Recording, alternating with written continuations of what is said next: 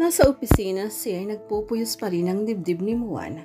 Kalahating oras niya sa harap ng computer ay wala pa rin siyang masimulang gawin.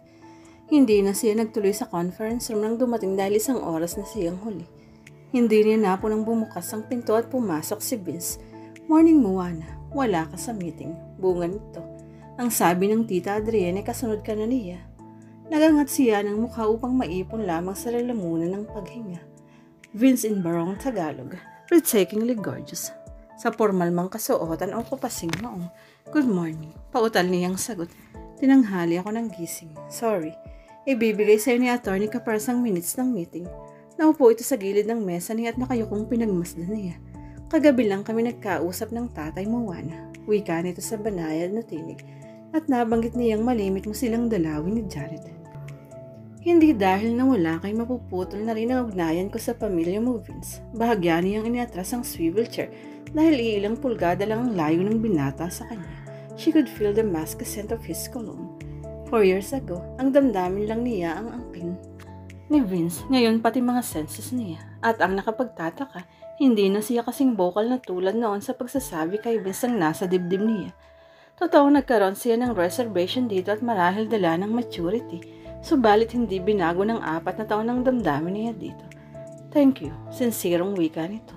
"Puring-puri ka ni Janet." Sabi niya ay para siyang nagkaroon ng ate sa katauhan mo. Wala siyang may sagot doon. Bahagyang napahiya dahil lumalabas na sinikap niyang maging malapit sa pamilya nito and that she's still carrying Vince starch. Inikot ang swivel chair pabalik sa computer. "This is a busy day, Vince." Aniya sa pinakamalamig at formal na tono. "At alam kong pagkatapos ng meeting ay maraming trabahong naghihintay sa iyo." Bahagyang naniyangkit ang mga mata ni Vince sa pagtalikod niyang iyon. Ipinagmalaki nito na dahil iyon sa nangyari ng sinundang gabi. "So galit ka pa rin sa akin?" "Hindi ako Is the invitation still open?" Nagsalubong ang mga kilay niyang humarap dito. "What?" Inabot ni Vince ang swivel chair niya and rolled it towards him. At pagkatapos ay niyuko ang dalaga. Pinaglakbay ang mga mata sa mukha niya. "Sa paglipas ng mga taon, kung ano na ang pinangalan mo sa akin, Moana. Coward, hypocrite, at mukhang nag-aaling-langan ka pa yata sa pagkalalaki ko." She opened her mouth to say something pero nagpatuloy si Vince. "Palitan natin yung salitang hypocrite ng iron control, Moana. Pero gusto kong luwagan ng konti ang control kong iyon." She was mesmerized as fraction and fraction ay lumalapit ang mga labi ni Vince sa kanya. Until finally ay dinampi nito ang mga labi sa mga labi niya in an incredibly gentle kiss. On instinct, she closed her eyes and Vince tasted each corner of her lips, then parted her surprised lips with his mouth and deepened the kiss. Nagkabuhol-buhol ang isip ni Moana. Sa pagkamangha, she remained passive at may pakiramdam siyang tila siya isang sako ng bigas na lumaylay sa upuan. Makalipas ang ilang sandali, pinakawala ni Vince sa mga labi niya. "You've been wanting that kiss for as far as I could remember, Moana. Now that I acknowledge what, have I satisfied your curiosity?" Singlamig ng yelo ang tinig nito. Nanlaki ang mga mata niya. Wala siyang mahagilap na sasabihin. "You've been wanting that kiss? Oblig? That was oblig to kiss her? Period, and it hurt so much." Pero hindi niya kayang ipakita ang sakit dito. "Thank you, that was wonderful." Ang tanging nasabi niya kasabay ng paglunok. Ang inis ni Vince ay unti-unting naglaho.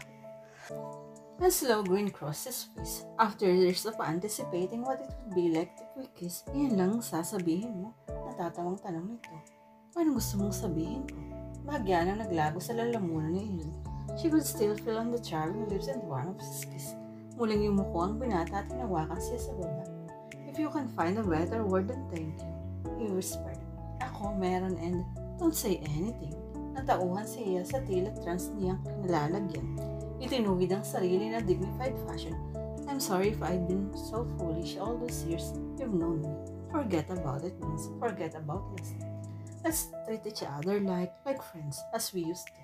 Idinagdag niya ang huling sinabi. Muli siyang tumalikod at hinarap ang computer. Tahimik na lumabas ang silid niya si Vince. Nang gabi ngayon, bisita niya si Rafi. "I'm leaving, Moana." Nagsalubong ang mga kilay niya.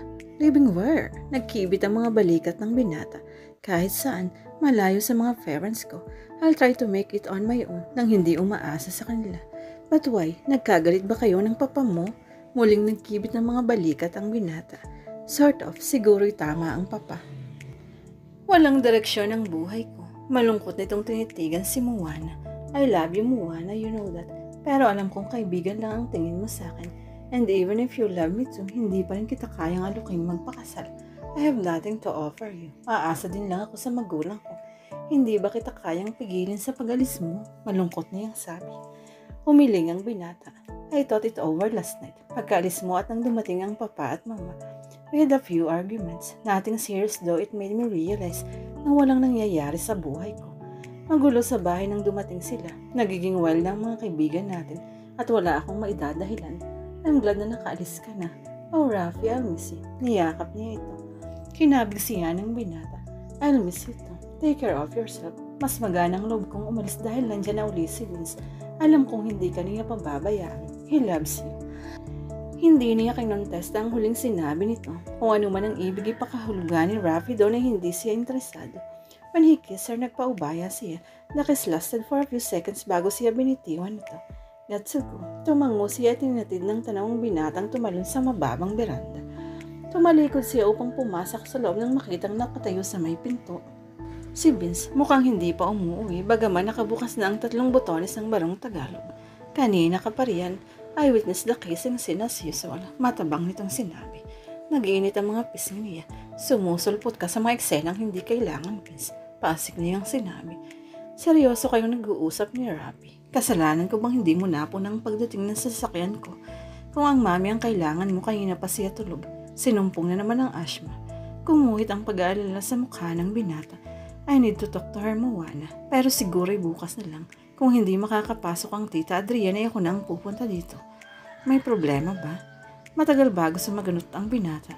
Nothing serious tungkol sa trabaho ko. Kailangan ko pa rin ang tulong ng mami mo.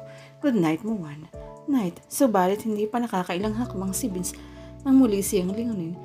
May problema ka ba sa pinansyal mo, Moana? Nagdikit ang mga kilay niya. Bakit mo tinatanong yan? Nothing, just curious. May problema ka ba sa pera? Bakit ako magkakaproblema financially, Vincent? Naiirita niyang tanong. Hindi niya maintindihan kung bakit tinatanong ng binata iyon. And to tell you frankly, hindi sakop ng trabaho mo ang tungkol sa pansarili kong suliranin, financial or otherwise. Matagal siyang tinitigan ng binata bago ito tumalikod. Hinintay niyang makalis ang sasakyan nito bago siya pumanhik sa taas. Papasok na siya sa silid niya nang lumabas ang master's bedroom sa Hector. Nakita kong dumating si Vince, wika nito. Ano ang kailangan niya? Ano ang malay ko? Pangil niyang sagot. Nang malamang tulog na ang mama ay nagpaalam na. So hindi ikaw ang kailangan niya. Ngumisi ito. At inisip ko pa namang pagkatapos pong makipaghalikan kay Rafi ay kay Vince naman. Isang sampalang dumapo sa pisngi ni Hector bago pa itong nakaiwas. Mabilis nitong hinawakan ang braso niya. Slut, galit nitong hinatak siya papasok sa sariling silid. Pagkatapos ay sinara ang pinto ng paa. Bitawan mo ko, piglas ni Moana. Sisigaw ako. Sumigaw ka hanggang gusto mo at nang magising si Adrian at muling atakihin. Mabala nito at pagkuway marasi ang niyakap at tangkang halikan. Iniwas niya ang mukha at sa leg dumapo ang bibig ni Hector. Halos mabasag ang ngipin niya sa galit ng hagkan nito ang leg niya pababa. Hindi siya nagpumiglas at hinayaan ng lalaki. That's better. Wika nito habang hinahadkan siya. I know you will like this, Moana. Bata at walang muwang si Rafi. Hindi ka niya kayang paligayahin. Nakulong sa lalamunan itong paghinga kasabay ng pagbitaw ng dalaga at napaupo sa sahig hawak ang harapan. Si Moana ay patakbong tinungo ang pinto at binuksan niya yun. Yaya siling, yaya siling. Tawag niya sa matandang yaya sa tonong lagi niyang ginagamit upang kung marinig man ni Adrian ay hindi ito mag-aalala. You'll pay for this. Paungol na wika ni Hector na nagmamadaling lumabas ng silid niya. Hindi pa ito gaanong nakakalayo ng lumitaw sa may bungat ng hangdan si Yaya Siling. May kailangan ka, iha. Nagsalubong ang mga kilay na sinulya pa nito sa Hector na paikang lumakad. Isang pilit ng ngiti ang binitiwan niya at sinikap kontrol niyang panginginig ng tinig. Magpapakuha sana ako sa inyo ng gatas pero nagbago ang isip ko. Pasensya na po kayo. Kung ang batang ito, yun lang eh. Siya magpapapanhik pa rin ako ng mainis na gatas baka muling magbago ang isip mo. Naiiling na muling tumalikod ang matanda. Isinara ng dalaga ang pinto at inilak. Pinakawalan ng sunod-sunod na paghinga sa galit na nararamdaman. Mula sa sasakyan ay natanaw ni Vince si Moana na nakaupo sa lilim ng punong niyog at nakaharap sa dagat. Nililipad ng hangin ang hanggang balikat na buhok. Lumabas siya ng kotse, took a deep breath and walked slowly towards her. Hindi mo kayang bilangin ang mga alon sa dagat, Moana.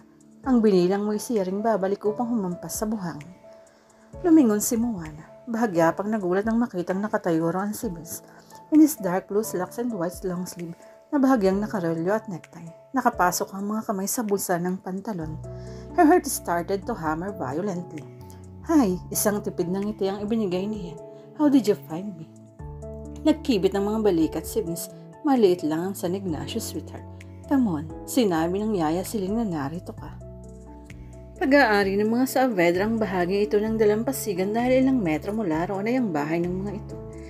Itiningin niya sa karagatan ng paningin. Bagamat katanghali ang tapat ay hindi mainit dahil makulimlim ang panahon, marahil ay nagbabadyang umulan. Tumabi ang binata sa kanya sa pagkakaupo sa buhangin. "Hindi ka pumasok." Nagkibit siya ng mga balikat. Namagitan ng katahimikan sa mahabang sandali. Waring maririnig kundi ang paghampas ng alon sa baybayin. Ang pagdadaitin ng mga dahon ng niyog dahil sa malakas na ihip ng hangin. "I used to watch you write love letters in the sand." Si Vince na binasag ang katahimikan sa pagitan nilang dalawa. "At pinagtatawanan mo ako pag nabubura ng mga alon ng mga sinusulat ko." She smiled as the thought. Pagkatapos ay bumuntong hininga. Bakit kailangang mawala ang Daddy Vince? Bakit kailangang mag-asawang muli ng mami? Why can't you learn to love me? Pinuno ni Vince ng hangin ng dibdib. Matagal nang may sakit ang daddy mo, Moana. Nagangat siya ng mukha. Nagtatanong ang mga mata kung paano nalaman ito yan. "I know," sumulat sa akin ang daddy mo. Noong araw na ipinakipag-usap niya sa board na ako ang hahalili sa kanya sa sandaling siya ay mamatay. Dapat na nating ipagpasalamat na umabot pa ng ganun katagal ang Tito Henry. 1 taon lang ang palugit ng mga doktor sa Amerika para sa cancer niya. Kaya umuwi kami dito. Sinikap niya kontrolin ng pag-ikbi. Tumango si Vince. "I wanted to come home pero hindi yun ang gustong mangyari ng daddy mo. Ibinili niyang huwag kong aksayin ng panahon sa pag-uwi. Malaking responsibilidad ang iniatang niya sa akin na gusto kong malula ng una kong malaman." Muling huminga ang binata. "Gusto kong tanggihan dahil natatakot ako na baka hindi ko makaya, but I never turn my back on a challenge, Moana." Malibang ang hamon ay galing sa akin. May pait niyang naisip. Lalo na siyang nawala ng pag-asang maaari pa siyang mahalin ni Vince. Ang utang na loob nito sa ama ay sapat-sapat ng dahilan upang mangimi ang binata kung sakali mang may damdamin nito sa kanya. Nang mag-overseas ang Tita Adrienne para pauwi na ko'y kinabahan akong baka ikaw ang unang magprotesta sa paghawa ko sa tungkuling iniwan sa akin ng daddy mo. Patuloy ni Vince at nilingon siya. She smiled faintly. "I always had a faith in him, Vince. Alam ng daddy ang kanyang ginagawa. Tuwi na para sa amin ng mami. At kung hindi kinontesta ng mami ang ginawa ng daddy, bakit ko sasalungatin? Maliban pa sa may tiwala ako sa'yo." Nayuko siya ng binata at ngumiti. "Thank you, I needed that. Now, pwede mo na bang sabihin kung anong problema mo? Paano mo nalamang may problema ako, Vince? Kilala kita, Moana. Is it Rapi? Did you miss him so much?" May talim sa tinig nito nang sabihin iyon. Matabang siyang ngumiti. Niyakap ang mga binti at inunungkod ang mukha roon. Si Rafi at Kati ang mga naging unang kaibigan ko pagdating namin ng San Ignacio. Vince, bago ikaw, and I really miss them both. Pero hindi si Rafi ang gumugulo sa isip ko. Isang maluwag na paghinga ang kumawala mula sa binata. May gumugulo sa isip mo kung ganun, although hindi si Rafi. Ang stepfather mo ba? Bakit mo na itanong yan? Nagkibit ng mga balikat at lalaki. Akmang magbubuka ng bibig ang dalaga upang sabihin sana dito ang nangyaring pagtatangka ni Hector. Ganun din ang mga mumunting overtures nito sa kanya sa tuwing wala ang mami niya, subalit muling nagsalita si Vince. "Give your mother and stepfather a chance, sweetheart." Malumanay nitong wika. "Alam kong mahirap para siyang tanggaping may ibang lalaki sa buhay ng Tita Adrienne maliban sa daddy mo. I can understand that. Pero wala nang Tito Henry. Sana'y huwag kang gumawa ng mga bagay na maaaring makagulo sa pagsasama nila." "Makagulo? Anong ibig mong sabihin?" Matalim niyang tanong. Huminga ng malalim si Vince. "Nabanggit sa akin ni Tita Adrienne ang matinding disgusto mo kay Hector. I've talked to him a lot of times, Moana. He's a nice man bagamat adelantado. Okay ang takbo ng departamentong hawak niya maliban sa maikling salita sinabi sa'yo ng mami na inaakit ko si Hector." Nagbabagang matang wika niya. Inagap ni Vince ang kamay niya at banana din sabi, "She didn't accuse you that. Nais lang niya ipahawatig na sadya mong ginagawa ang mga bagay niya upang ipakita sa kanyang hindi karapat dapat na maging asawa niyang lalaki." Maras niyang binawi ang kamay. Kung sasabihin niya ang ginawa ni Hector, hindi maniniwala ito. Damhin, siya ang lumalabas na may depresya at nanggugulo at wala siyang testigo. Hindi nakita ni Yaya silang nangyari bago niya ito tinawag. Vince, pareho silang napalingon sa pinanggalingan ng tinig, ilang hakbang mula rito. Veron, nakangiting wika ng binata. Ikaw nga ba? Tumayo ito at sinalubang ng babae na agad ay umakap dito. Hindi ko na inasahang makikita ka dito. Kailan ka pa nagbalik? Tuwang-tuwang tanong ni Veron. Si Moana ay natiling nakamasid. Tila hinihiwa ng isang patalimang dibdib niya. Almost 2 weeks na ako dito, Veron. Ikaw, kumusta na? Si Joey. Biglang nagkalambong ang mukha nito. 3 buwan na siyang namamatay, Vince. Presidente ng union si Joey sa pabrikang pinagtatrabahuhan. Nagkaroon ng rumble at kasama siya sa mga nasawi. I'm sorry to hear that, Veron.